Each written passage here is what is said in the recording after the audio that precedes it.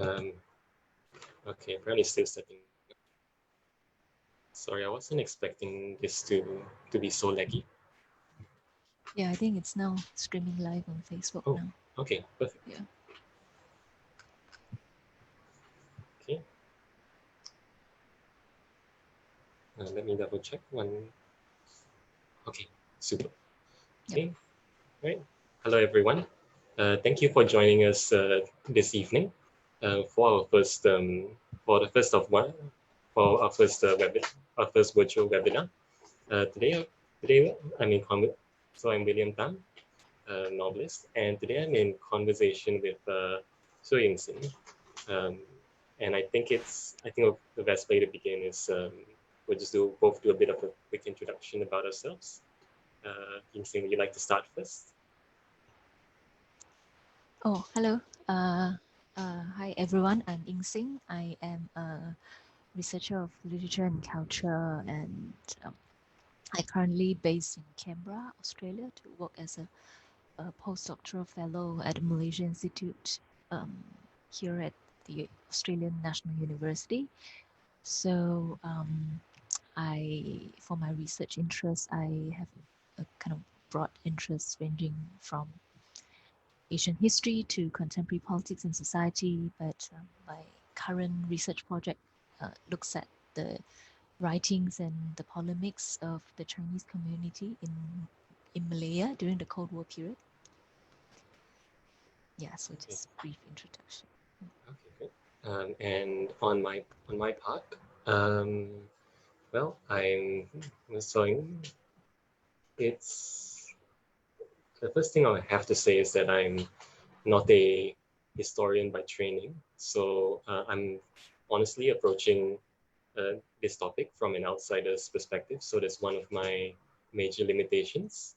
But it's why when we decided to set up this particular event, we didn't we we expressly didn't want to approach it as like like a recap or an evaluation of what happened back when the so-called emergency was declared, but rather we want to look at how the events of the past are remembered from a contemporary perspective. So I think it's probably best if we, to begin with, to start with a few disclaimers. So the very first disclaimer that we would they would like to state is that in this case we're not what we're not doing is to provide, let's say, like political justifications and to kind of like describe like which side was right and which side was wrong, because the matter of the fact is that when the emergency was declared, it was really more, what happened was not really like small scale insurrections or banditry. So what turned out what so the events that transpired from 1948 onwards became an entire just basically turned the entire peninsula into a battleground in which it was actually more of an undeclared war, and and of course there were heavy casualties on many different sides.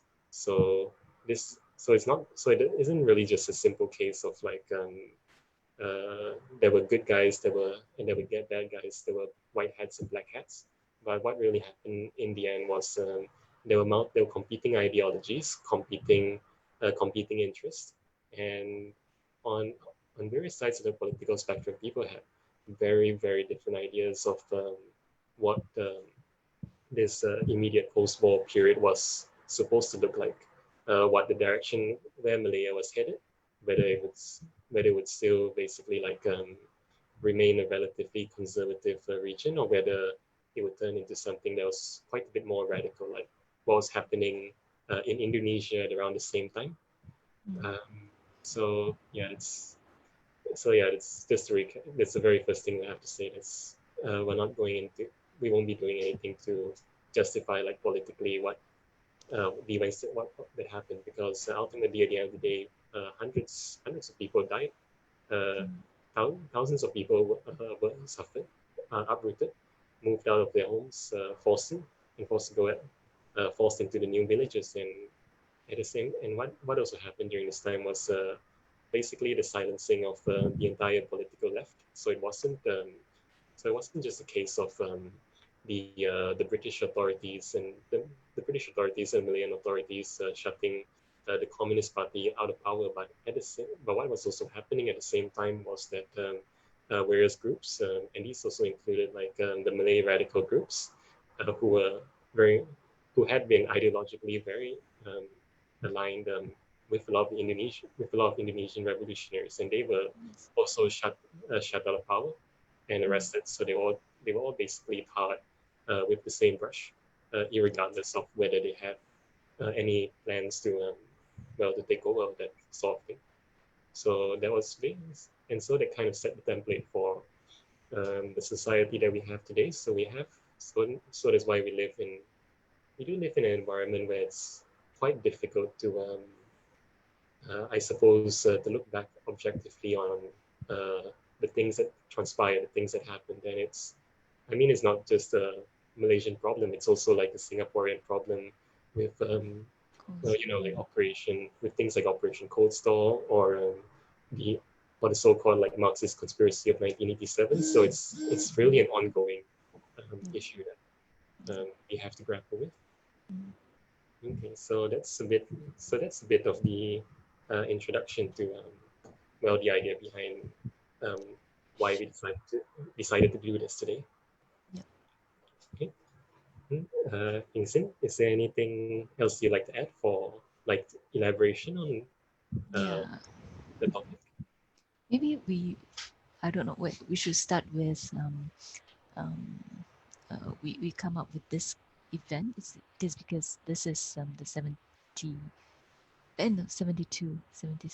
anniversary of the Darurat Malayan emergency in 1940 was declared on 1948 June 20th, and so we thought it's important um, to rethink um, the leftist history in Malaya, and especially since both of us are not historians and we can't really offer a kind of historian's perspective through to this event. And so I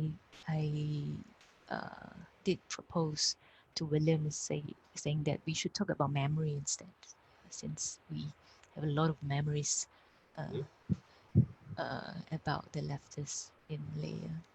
And And so, yeah, before I begin on the memory side, maybe I should also talk about um, the book that is coming out.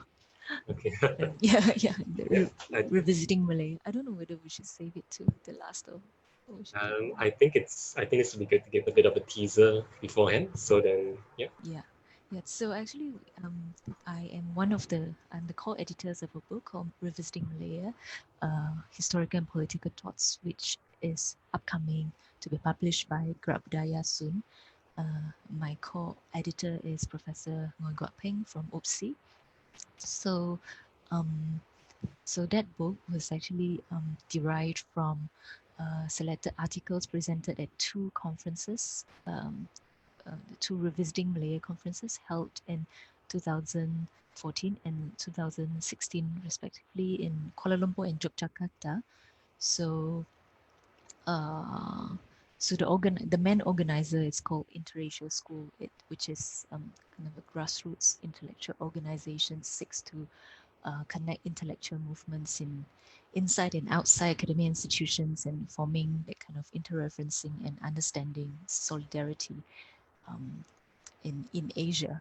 So it's called Interasia School. So among the articles, so actually they touch upon a wide range of issues, including the conception of Malaya in nation building, Malaya in art and literature, in architecture, and anti-colonial nationalist struggles, including the leftist movements, and also the kind of imagined communities in the Malay world, and the building of nation states, and among other issues. So during those two conferences, we invited scholars from Malaysia, Singapore, Indonesia, the Philippines, and some from East Asia, like Japan, Okinawa, and Taiwan, etc. So it is a kind of spirit of building solidarity among these scholars. They are not necessarily from academic institutions, but we are kind of have been concerned with the historical and contemporary problems in our society. So that book, it's coming up in months. So I hope you guys will support it when it's out. And so now I would like to talk about memory. And so I propose to talk about memory instead of history of the left. Apparently, a straightforward reason is that I'm not a historian, and although I am interested in history like William, and so what can a researcher of culture and literature like me talk about leftist history? So, but of course, everyone can talk about leftist history. Everyone can relate to leftist history for many reasons and through many different ways. But for me, I am keen. I'm more keen to explore the ways we talk about the way we talk about leftist history. So the ways we make sense of this particular past. So I start to think about when did this phenomenon of remembering our leftist history come about? So I kind of observed the phenomenon and the trend of this remembering um, the leftist past. So of course it is after 1989, the Hadjai Peace Treaty, that the so-called Cold War has officially ended, which is also in relation to what was happening um, in other parts of the world during that time, Eastern Europe, Germany, etc.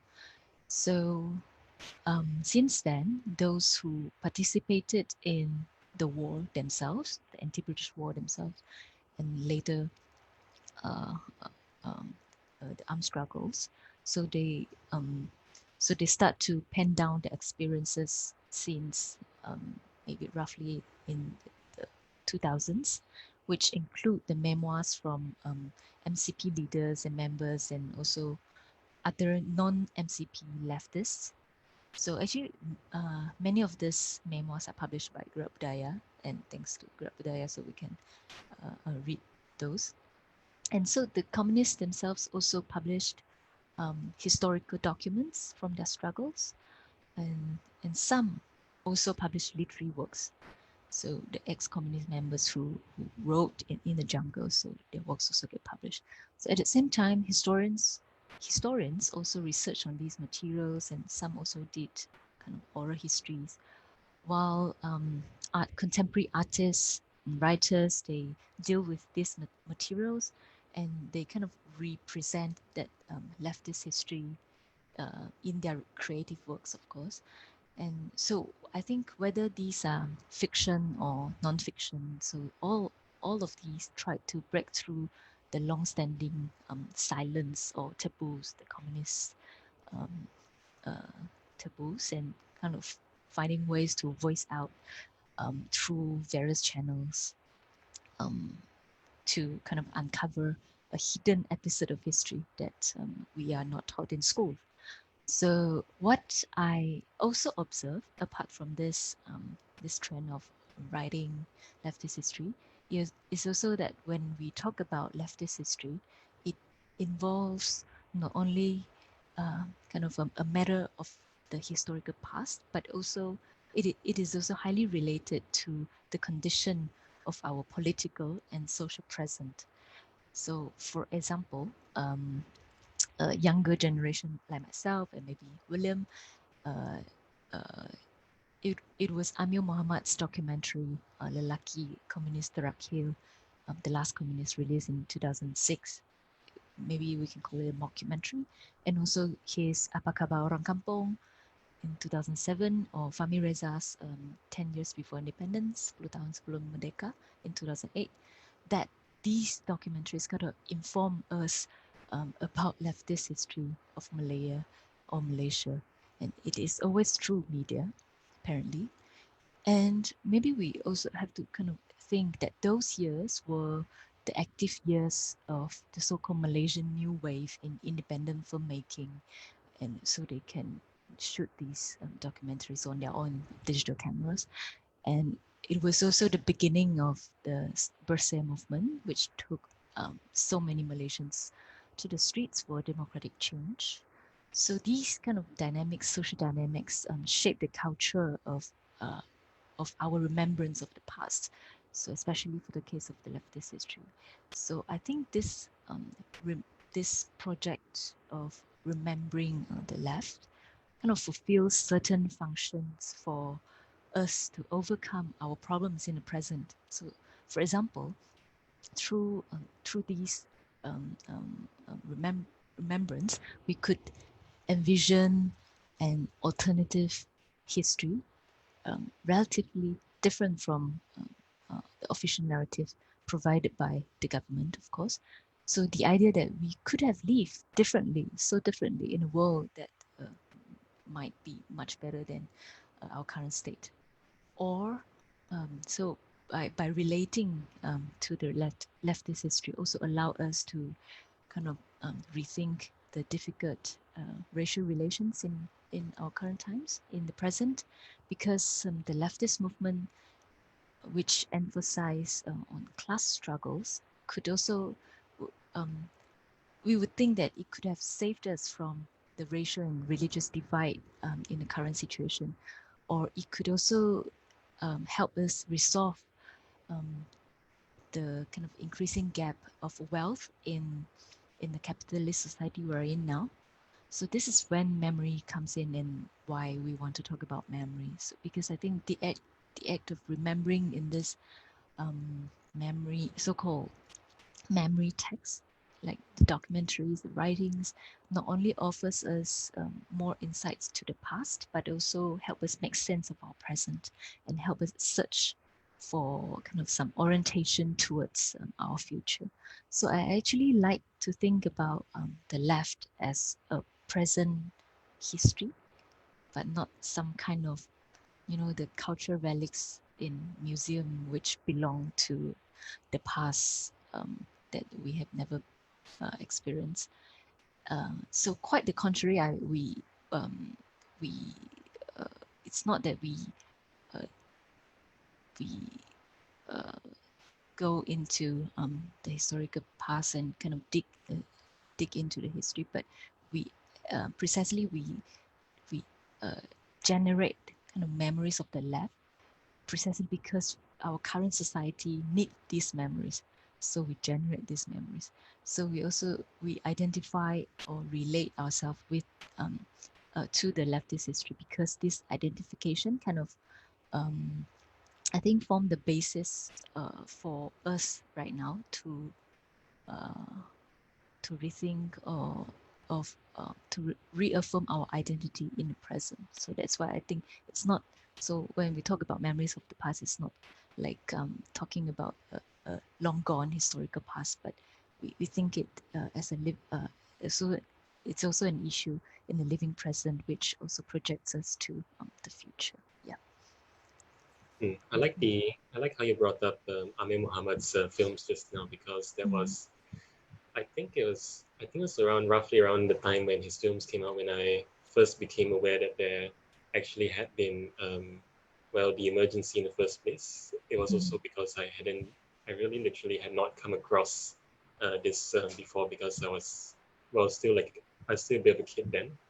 And yeah, it was roughly around the time I also like started learning about it in school. So it just felt very unreal, because like suddenly out of nowhere we had been presented with this with basically what was described as an emergency and insurgency that was happening all across the country. So admittedly, my first thoughts upon hearing this was, all right, it's all very interesting, because after growing up in relatively peaceful like Mahathir era, well, this was also like post 18, there's also like post Ops Lalang. I was actually born after Ops Lalang, so um, basically like none of this. Yeah, for me it's very odd, because I think Malaysia just felt strangely safe and very sanitized. And then after that, you knew we were basically taught to know like precisely who was right and who was wrong, who were the white hats and the black hats. I mean, it kind of got affirmed afterwards, because well, this was also when I came, when we were, as part of like a literary component, we ended up reading Bukit Kepong.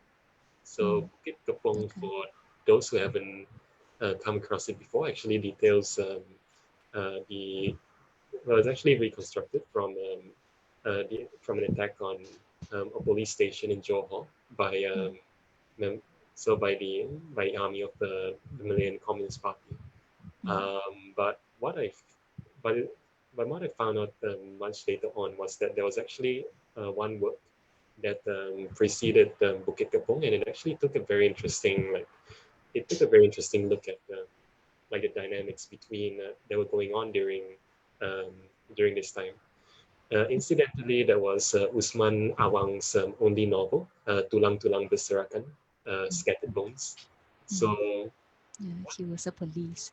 yeah, Mm. that's what I found interesting because like Usman Awang Yeah. and because Usman Awang and Ismail Johari basically they came from effect essentially like the same background. Both of them had been policemen, and then after they seemed to have arrived at, and then they reached out into two very different conclusions because at least in Usman Awang's case, then his protagonists are, are the policemen, but then they're not like absolute heroes because they're all fallible and they're also like complicit in um, well also silencing the Malay political left because there were lots of mentions in the novel of how there were huge strides in terms of politics and people were actually like speaking up and standing up to well the tyranny to basically how conservative society had been and how everyone had been kind of locked into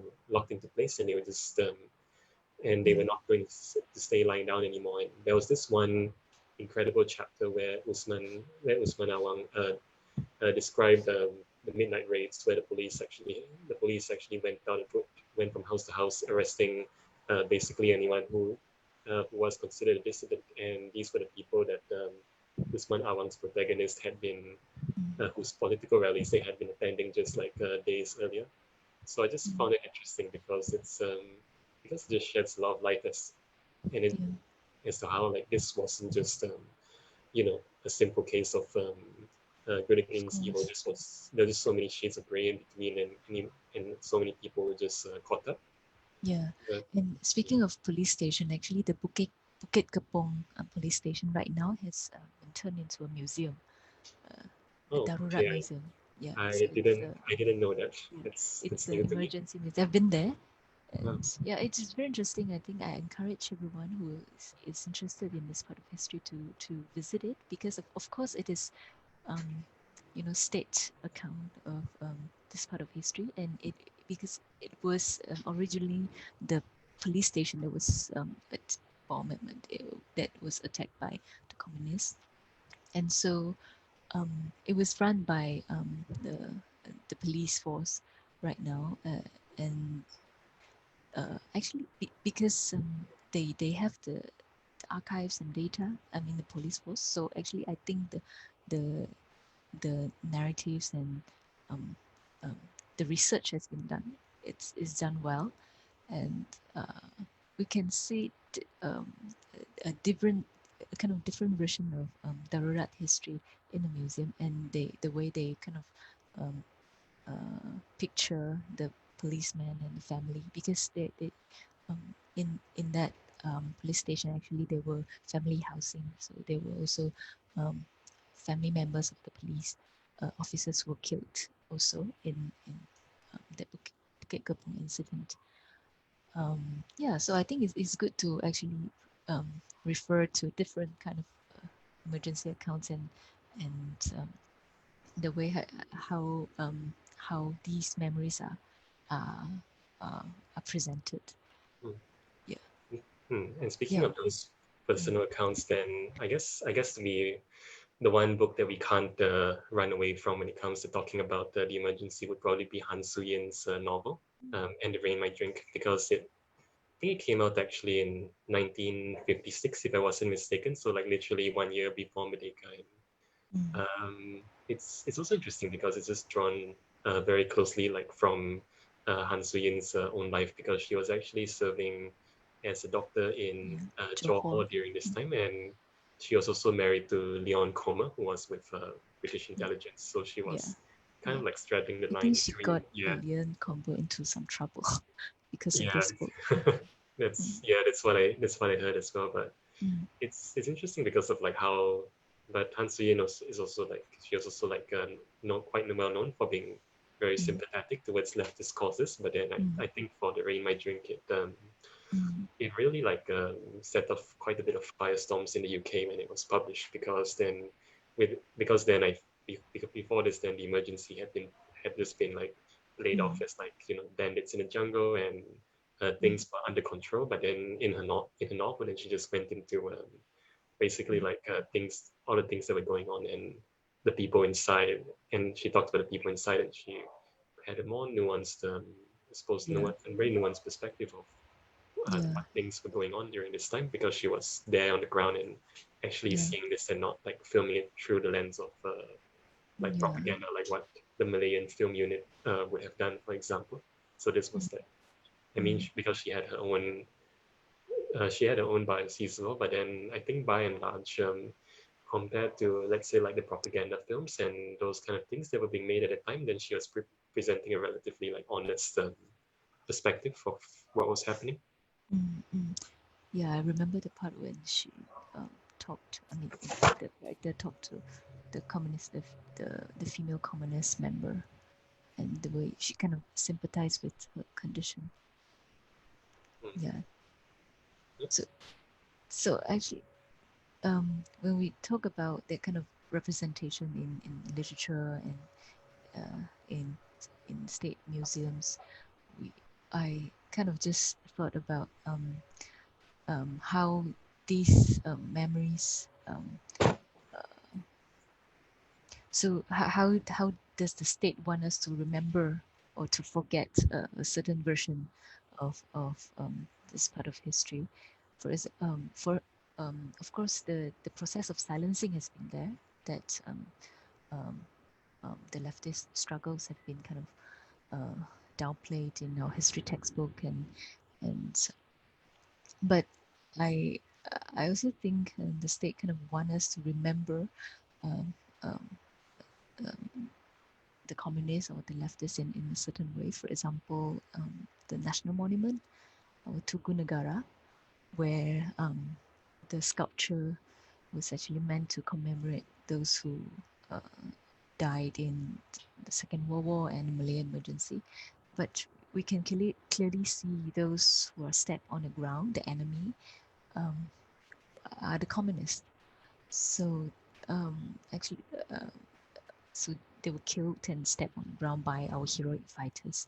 So this is the image and history that the state kind of wants us to remember. Instead of there is actually a strong will to remember this kind of image. So actually, I think to revisit the leftist history is also kind of revisit the history of our nation. It's not just leftist history because it is uh, part of our national uh, history.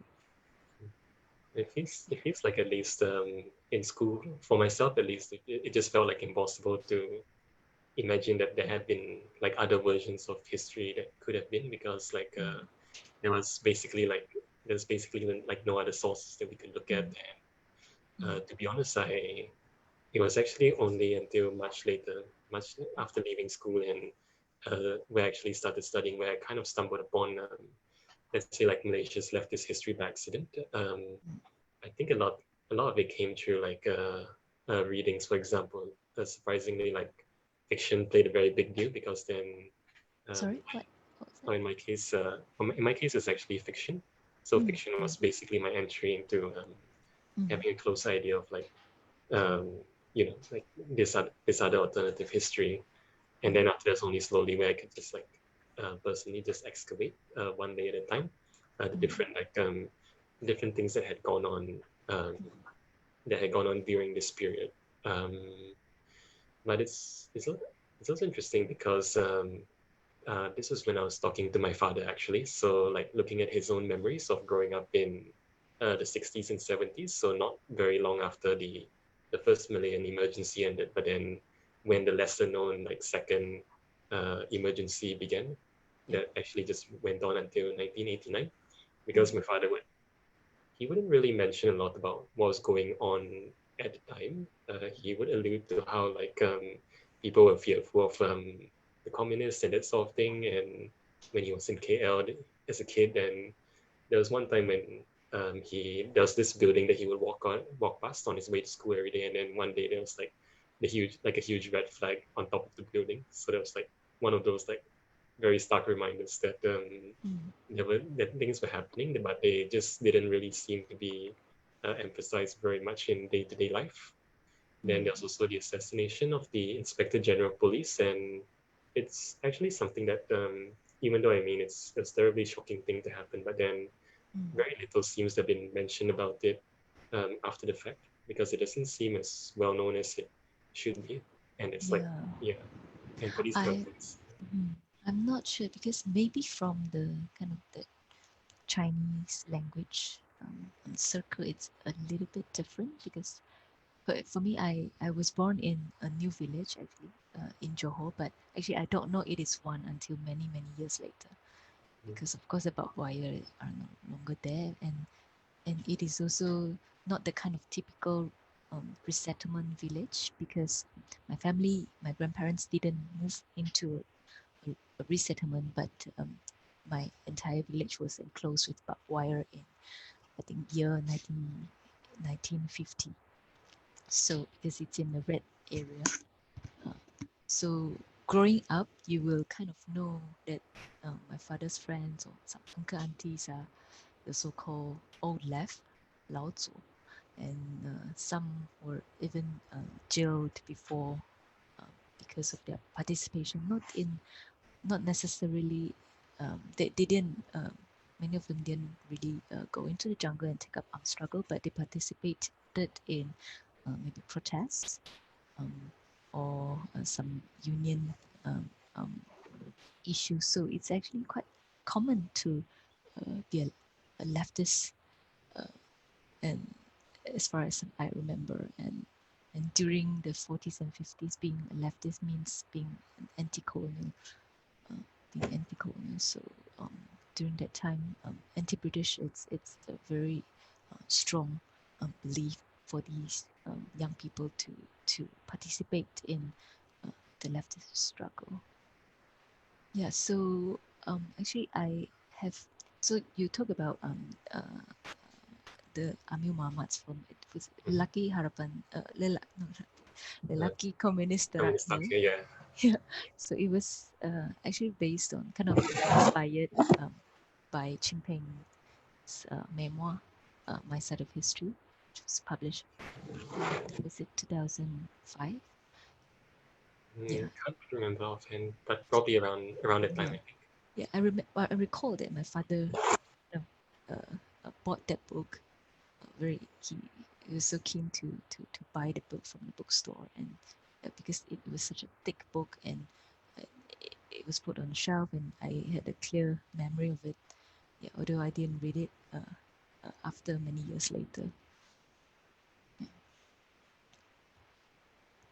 Okay, I was thinking that one other interesting thing to talk about would be let's say how things are remembered on south of the border down in Singapore, because like for the longest time, like Malaysia and Singapore, we've had this very long shared history. So it's only like honestly only in recent years when recent decades when we've really like gone separate ways. But then um, Yeah, I of guess in the course. general now the general way the left was perceived in Singapore is really to very much extent very similar to what we have in Malaysia. Mm. So I guess the same way that Amir Muhammad's film ran into controversy, I think Lucky Communist Dark here was actually like I think it passed FINAS the first time around, and then it was only like later. I can't remember the whole story behind it, but then it's only slightly later when it officially got banned. It was Was bad. yes, something like Yeah. that. And the funny story I heard is that the MPs were actually made to watch the video. watch the documentary, and then some MPs were just so clueless about this mockumentary. They don't know what it meant and why the hassle to ban this documentary, and people won't like it, things like that. And I remember Amil talked about this banning of his film in one occasion, that he said when one of the uh, ex-communist members told him that you're lucky that the film was banned, or else no one would watch it. Who will watch the documentary? So kind of um, not the typical documentary that we expect. Mhm. Mm. I actually Yeah. need to finish. I actually need to finish watching it because I feel like because I've only watched the first half for some reason. I feel very bad about it, so I Mm, have to go around mm. and actually watch the whole film.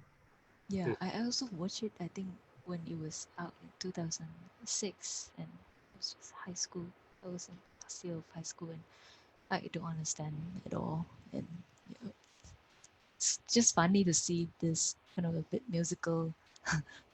Oh yeah, the musical numbers as well. So yes, Mm, it's interesting. It's because it's just so it's such an offbeat it, like take on yeah. the topic, and then like I guess like in if you look at like the god, let's say like films made about that period. Well, I mean when you talk about like the period, then it's always like heroic jungle warfare, and then suddenly there's this more Mm, idiosyncratic yeah, look at it. yeah, But yeah.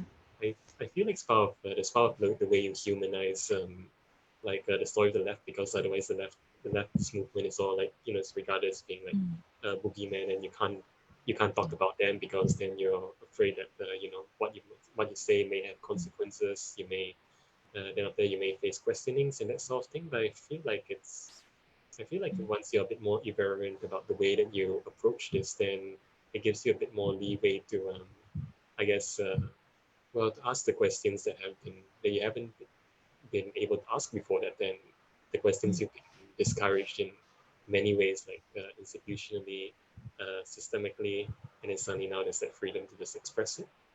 Yeah, yeah. I think the one uh, another interesting part from the film, from the documentary, it's uh, how it travels up to the north. And because I'm from Johor, so it is actually it's quite strange for me to look at these small villages with the names that I didn't know, and the way how he travels to um, Setiawan, Chimping's hometown, and yeah, those places were kind of firstly I just uh, got to know them through the films, these road names. Yeah. Hmm. So you were actually talking about Singapore. Oh, yeah. Then we went on a Yeah, bit of a journey yeah, back up yeah, north again. yeah. Hmm. I think I, I think one of the Singaporean example I like that really like I guess it's also like something that's recent enough would probably be The Art of Charlie Chan Hock Chai by Mm, Sunny Liu. So yeah. that was actually my first introduction to well, I guess what had happened in Singapore regarding Lim Chin Siong Barisan Mm, socialists, and mm, basically like how messy the entire uh, well the 1950s had been with the bus riots, and for mm, example, mm, and of course the plan towards towards independence, and well I suppose like many alliances, potential partnerships, and how everything went yeah, awry, and how like entirely different narrative had been shaped. And it's yeah, what I found really interesting was like how it just like told like a different side of the Singapore story, like another Singapore that could have been, mm, but basically had just been under like Lee Kuan Yew's shadow the whole thing. yeah. And It was a very very interesting book, and actually um, the grant towards the book was withdrawn by the National Art Council of Singapore due to its sensitive nature. So mm, yeah, so you can see that actually the history of the left is still a very sensitive issue in in Singapore, and so not just Sonny Liu's book, but also Jeremy Tiang's State of Emergency. oh, okay, Is, I haven't read yeah, that one yet, but I've heard good things about it. yeah, yeah. Not to mention Tan Bin Bin's films were banned, yeah, for national security concerns. So, and you can, so, I mean, we're in a time when people say that um, younger people are not interested in history and history is not important. And, but then in Singapore, history is such a big thing, such a big deal that you couldn't imagine the law minister could kind of interrogate, question a historian on the leftist history for 6 hours. And yeah, PJ Tam, the historian of Singapore. So it was actually it was kind of in the central is a central issues of debate in Singapore right now also, that um, peoples who have different views, and they uh, so it for me the way um, Singapore leftist history is remembered, it's also part of it is also a way to kind of challenge the political legitimacy of the current PAP government. So people think that the world could be so different if Lim Chin Siong was not put into jail in the Operation Coastal in '62. So he is like the antithesis of to Lee Kuan Yew, and he was such a charismatic leader who would have been Singapore's prime minister, but then his political career was ended because of Operation Coastal. So yeah, so how Mm. so yeah, talking about Singapore, it's a very contemporary issue for me. But it's also very sad, like what happened to a lot of the old leftists, because I mean they because in Mm, Singapore especially because they hadn't taken up arms or anything. They had just been on the wrong side of the spectrum, and all of them basically mm, suffered with time spent in jail. For Lim Chin Song's case, then he ended up having to leave Singapore completely, basically like to live in mm, obscurity in the UK, and until he eventually came back and died not very long after. But then and also it also feels like a bit of a very strange lost generation because these were mm, a lot of people who kind of who were kind of broken up with the people who had been campaigning um, for basically like a new Malaya. These were like the people mm. with backgrounds in like the University Socialist Club, the ones who also championed like speaking Malay, Mm. this Yeah, creating this huge shared identity, and it's just like yeah, just like looking back at the history of it, it's just like these these people were these people had the right ideas, but then everything from there just seemed everything from that they had set to achieve never mm, quite came to fruition. So yeah, yeah. I Of think course, it's there were also some who took up armed struggle and joined the Malayan Communist Party. They crossed the causeway and joined um, the struggle in the jungle. Yeah, but as you said, in Singapore there were also this like University Socialist Club, the student movements in who is more leftist inclined, and not only in the English language sphere, but also in the Chinese um, university, Nanyang University, which was established in 1956. And so there were also, during that time, there were also claims that, university students were controlled by the communists, and because many students were um, uh, leftists, and as you say, um, the strong urge to learn Malay language was also happening in Nanta, in Nanyang University. Yeah. So, and right now, when you see in, so these, maybe we can call them um, dissidents in Singapore who kind of who question the legitimacy of the political legitimacy of the current government of Singapore. Many of them um, uh, uh, from the older generations who felt that they were kind of left out uh, for in the the current, I mean, throughout the process of the Singapore's development. So when I was there, I mean, studying in Singapore, and there were some events or kind of protests. The only place that was allowed people to protest was in Hong Lim Park, and you can see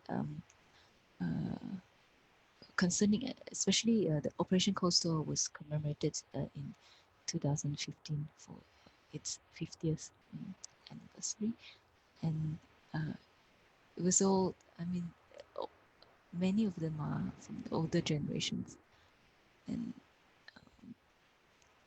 there was, I mean, the number was quite striking. I was not there during the commemoration, but I went to Hong Lim Park a few times. But when you see uh, uh, this these people, I think uh, I observed one of the protests, which is I would say which one, but one of the protests was uh, most of the participants were actually white hair, older generations. So it's like yeah, when you say lost generations, I kind of feel that these are maybe the old left who kind of felt that they are left out by the government.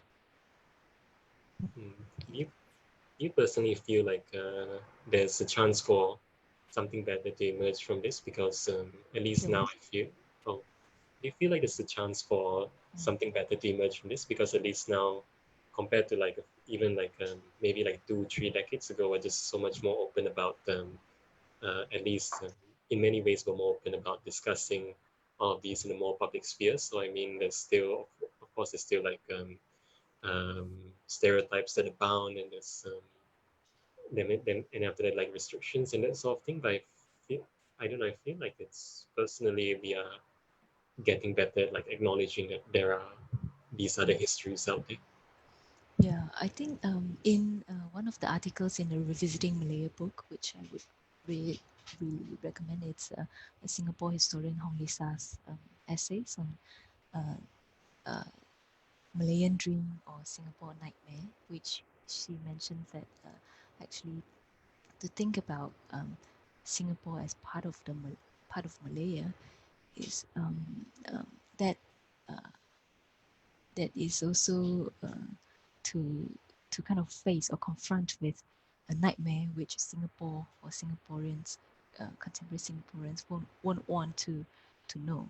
Just we were part of Malaysia before, and because you know that kind of idea that um, currently um, citizens in these two countries was kind of so um, we have different views towards each other, and Singaporeans don't want to be Malaysian, and Malaysians don't want to be Singaporeans, and we kind of mock each other. And right now in Singapore, artist Afian Saad was kind of accused of being pro-Malaysian, and this is actually uh, something to be to criticize apparently in Singapore, that someone is pro-Malaysian. And so when we talk about leftist history, it's also a way to talk about our connections, I mean, especially um, these two countries, these two nation states that used to be, you know, one. And Lisa's article is very interesting that she mentions that this, she actually used a case example of how one Singaporean blogger um, uh, came to KL and listened to this talk about Singapore used to belong to Malaysia, and the speaker who Singaporean exile who was based in UK couldn't come back to Singapore, and this younger generation of Singaporeans just feel very um, um, strange that uh, this uh, his his older generation Singaporean talk about Bunga Raya, and but then uh, so So Lisa mentions that this is a kind of amnesia, historical amnesia, that Singaporeans have already forgotten that they used to be this episode of history. Yeah, so it was kind of considered as a nightmare right now for Singaporeans to even think about that. What would happen if we and Malaysia were one until now? Yeah, that's also like when I do talk to my Singaporean friends, this particular topic keeps being brought up like again and again, and I feel like everyone just sticks to the same narrative where like yeah, we're better off as separate countries, but then of course that just like ignores the entire like shared history and like the sort of thing. But it's yeah, I Yeah, guess it's entirely like different. Malaysia Yeah. is the third world that Singapore Oh, would want to be like. yeah, that's the thing as well. But yeah, there goes into like a whole different kettle of fish altogether. Mm-hmm. Okay. Great. All right. So I think we've basically covered like a lot of the topics that we set out to talk about today. Mm. So but I've been looking through the comments, and Oh, are there's there one comment. comments? Oh, there's quite a few actually. So, but it looks like everyone has been very like everyone watching has been quite interactive. So they've been answering like each other's questions, like Okay. regarding like the sources and that kind of thing. So one thing that Oh, I'll okay. yeah.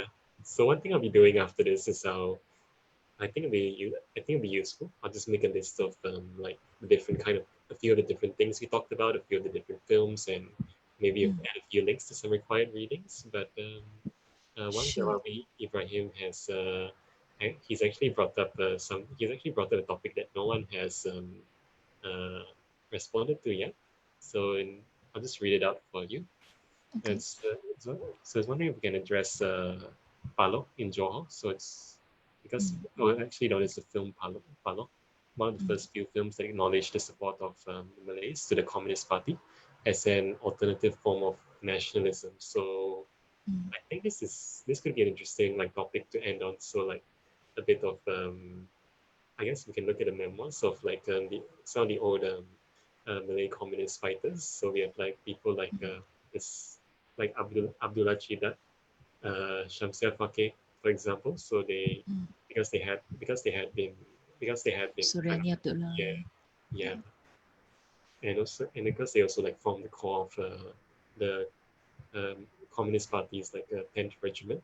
So Mm. that was like so Yeah. because even though like a lot of the main narratives that spun today just give the impression that the Communist Party of Malaya was like entirely like a Chinese-led movement, Yeah. a Yeah. Chinese-run movement and everything. But then at the same time, there's also well, this one was one thing that I distinctly remember was not in the Sejarah textbook because the 10th regiment was like Yeah. literally not mentioned at all. So it's a bit of a shock to Yeah. come across it like later on, and I was like, oh, okay, Yeah. So I had no Amir idea that Muhammad's existed. Apa Yeah. Khabar Orang Kampung, it's about the Malay regiment, the 10th regiment.